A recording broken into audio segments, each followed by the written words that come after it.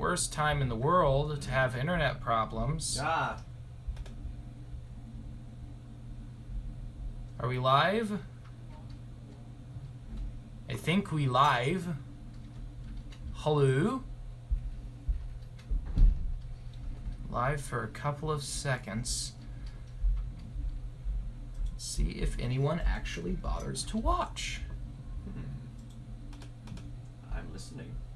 I am too. So, oh! What does that mean? Someone just shouted live at me. I think, hello, Cinnamon Cat's Eye. I think that's what's happening. Hello, two people. Hello, everybody, and welcome to AricTalks, a show where I talk about things that are important to me. And yeah, we're officially live now, so that's pretty exciting. Yeah, welcome. This is going to be a little bit of an experiment for me. I've never actually done something like this, so we're going to try and stick with the normal system of AricTalks, and this might be a test to see whether or not I live stream for the presidential debate. So, with that said, let's just kind of get into it and, you know, have fun with it. As I talk, if you have any questions for me, feel free to ask them. I mean, it's an interactive medium. Oh, and there's a like. Thank you very much. Okay, so we're going to start by talking about Hurricane Matthew, which is happening right now. Hurricane Matthew just landed in South Carolina, and that's kind of a big deal because they were expecting it to land in Florida, but it... Oh, hi, Liam. How are you doing? Anyway, okay, so yeah, South Carolina... landed there, was supposed to land in Florida, but it got hit off course a little bit, and so now it's just kind of plowing through the East Coast, and that's kind of a significant thing because it wasn't expected to go there, but now it is there, and it's causing a lot of damage. Nearly 2 million people don't have power right now, and so that's pretty darn significant. And, yeah, and also, I just got this. Someone just shared with me an article. Someone just shared with me an article that the Red Cross Association is taking volunteers from, Oregon and the Cascadia region and sending them out to the East Coast, which is something a little bit, kind of ambitious because they want more people down there to help solve this problem as it starts getting bigger and bigger. And so if that's something that you're interested in and going out and volunteering like that, the Red Cross has you covered, and they're going to try and do a big recruiting push to make sure that people are well supported in that world. So yeah, that's kind of a big deal. It's just super sad that so many people in South Carolina right now are without power. But it's also great because it means that the Red Cross is just doing this huge push, and it's super exciting. And yeah, so I'm really looking forward to seeing how the Red Cross can kind of just mobilize America, and it's looking awesome. How does one get involved with something like that? Well, there's a Statesman Journal article. I'm not exactly sure. There's some, like, Red Cross run cafe that's going on that they're going to be using, and so if you go onto the Statesman Journal's website, I'm pretty sure they'll have links and stuff like that for that particular thing. And yeah, so just go onto the Statesman Journal website, and I think maybe the Red Cross's Oregon website too, maybe. I don't quote me on that. I'm not 100% confident there. But yeah, so that's something that's happening in terms of Hurricane Matthew. So yeah, next thing on today's docket that I want to be talking about is this guy named Simone Perez, or possibly Shimon Perez. Oh, hello, Steve Van Pelt. I like my videos too. Thank you very much. But yeah, and so welcome very much. And so yeah, anyway, Simon Perez was an Israeli statesman, and he passed away recently, and so it's something significant that I want to talk about really quick because he represents kind of an interesting part of Israeli history. So he started out as a prime minister president of Israel, and he was a big war hawk. He really thought strongly about Israel being militaristic and aggressive and attacking its neighbors to try to defend Israel's borders and all that. But as he got older, he became more and more of a peacemaker. He actually became one of the loudest advocates of a two-state solution, which, if you don't know what a two-state solution is, later I'll put a link in the description to a video that explains that beautifully, because a two-state solution is like a very significant thing to the way that to the current peace talks right now. It's basically the idea that both Palestine and Israel can function as two independent states. Anyway, this guy, as he got older and older, stopped referring to Palestinians as the enemy and started referring to them as neighbor. And because he's passed away recently, a lot of people are concerned that his passing represents basically this... People are concerned that his passing represents the death of peace, which is a little bit over dramatic, but it does have a poetic symmetry to it.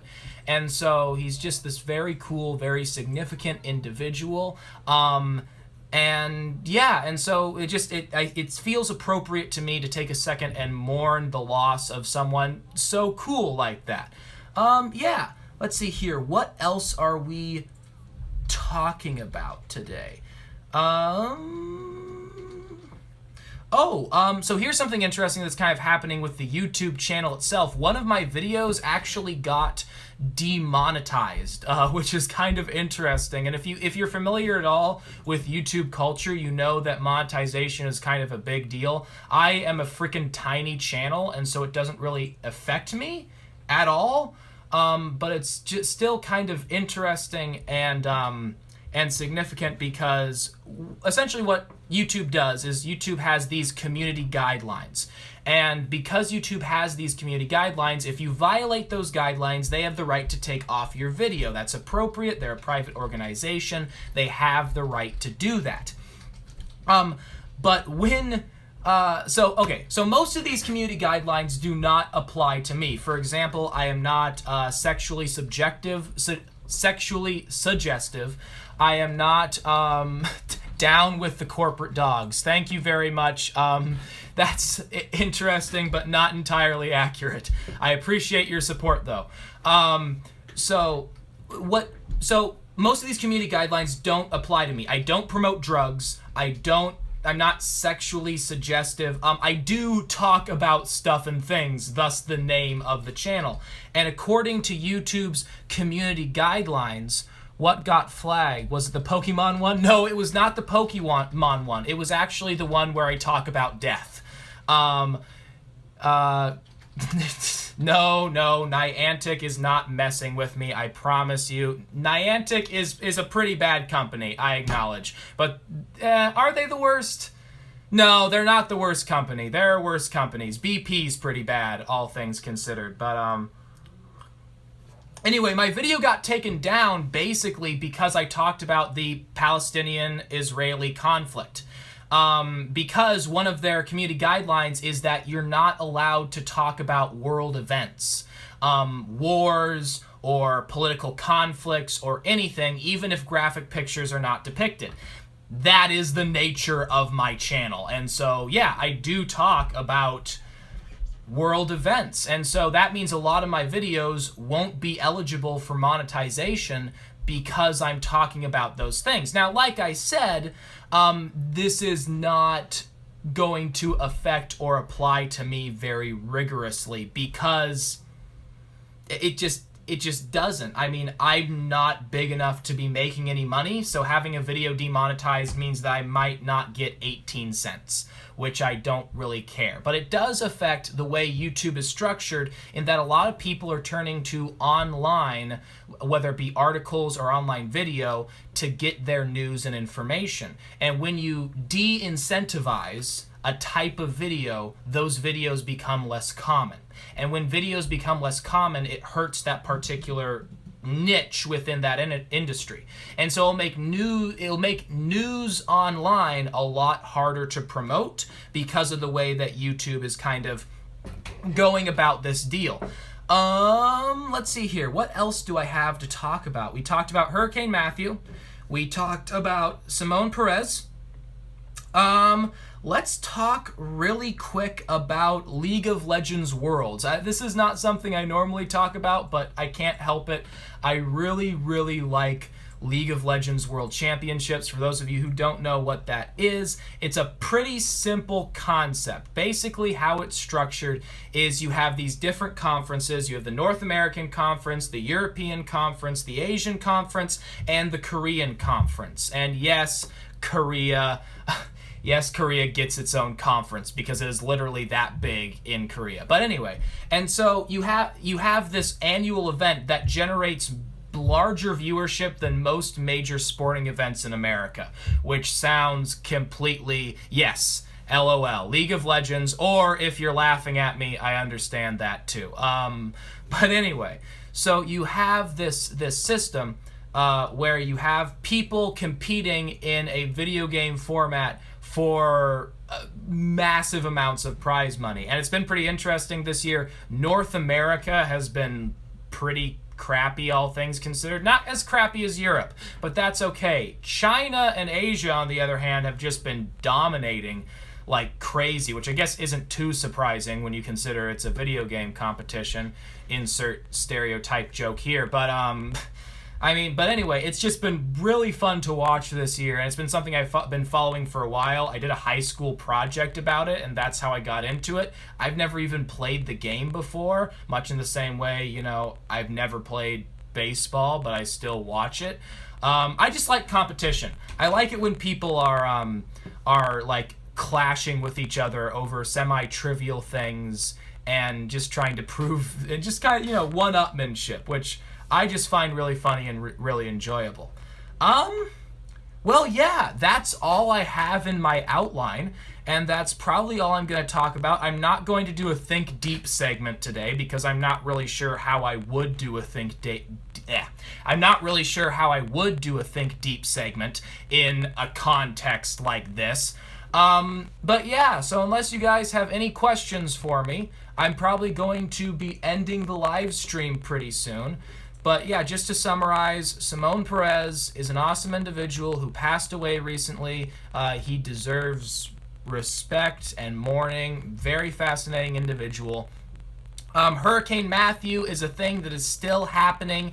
If you have the opportunity to give or help to the Hurricane Matthew cause, like I said, if you check out the Statesman Journal website, there should be an article detailing how you can do that through the Red Cross organization, because Hurricane Matthew is going to be, it's the second hurricane that's hit this season, and it feels like every year hurricanes are just getting worse and worse and worse. And so if you can send help that way, if you feel like it's pressed on your heart to either send financial help or go volunteer or whatever, I heavily recommend you do that. And yeah, YouTube's kind of having fun with the way they're monetizing things, which makes my life kind of interesting. But like I said, I don't make money, so it doesn't really matter. But it does affect a lot of other channels who are trying to grow and all that sort of thing.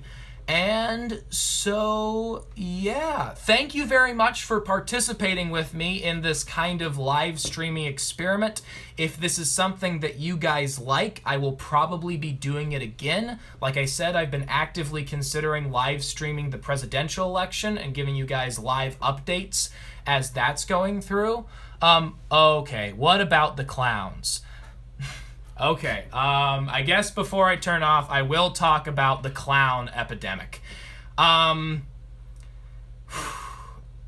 Okay, so how do you explain these clown things? So a lot of people have been saying that it probably correlates to the release of the movie It, which is a Stephen King novel turned into a movie, turned into a remake, which is essentially about Pennywise the clown, who essentially is this supernatural force that terrorizes children. So there's been a bunch of clowns popping up everywhere. There's actually been one here on Corbyn's campus. Well, he wasn't actually on Corbyn's campus, but people said that he was on Corbin's campus. And so there was kind of a big freak out for a little while, but turns out he was 2 miles out. But it started on the East Coast, and it started migrating west. And honestly, it's just like any other trend. Like, why do people wear beanies? Why did people download Flappy Bird? Like, there's this thing, if you do it, you get attention. And so a lot of people have started doing it, and it's starting to migrate west. And it's just, so here's the thing. Don't be stupid. Halloween is coming up. Oh, by the way, happy Halloween. Halloween is coming up. You probably shouldn't dress as a clown this year. Don't be stupid. And so you probably shouldn't dress as a clown this year. And if you see a clown by themselves, don't approach them. I think those are both pretty common sense things. So far, these clowns have been non-violent. They haven't attacked people. They haven't been aggressive.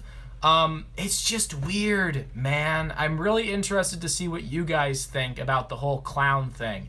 But yeah, it's been something that's been talked a lot about on campus this year, especially after kind of a fake scare. But that scare, luckily, wasn't even on campus. It was 2 miles away. Clowns are weird. Clowns are creepy. I mean, I don't understand. Do you understand? Does anyone out there understand this thing? Because I do not. I do not understand even remotely. Good Lord, the clowns. The clowns. If you go online, just Google the clown epidemic, you'll find a lot more detailed articles that pretty much say the same thing I'm saying right now. Like, it is something I've been reading into. Just weird. Just a weird thing.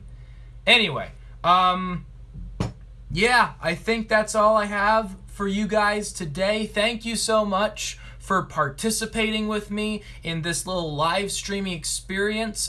You are all beautiful human beings. Yeah, so that's about all I have. I'll see you in the next video. And oh, what's my outro again? I remember my outro. Don't worry about it.